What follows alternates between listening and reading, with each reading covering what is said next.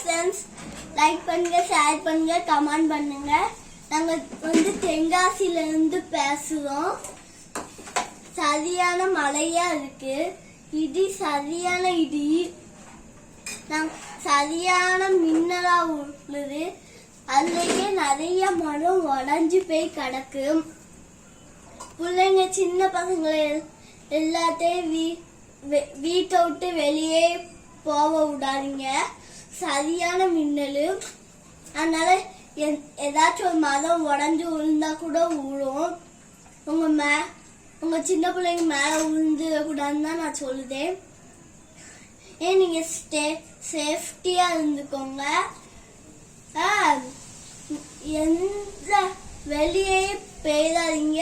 சரியான காத்தா இருக்கு. மண்டே வலிக்கு. லைட்டா சொட்டு தண்ணி போட்டாலே அவ்வளோ வலிக்கு.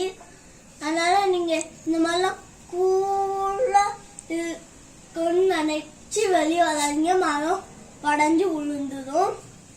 நீங்க மழையிலையும் குளிக்காதீங்க. பாய்.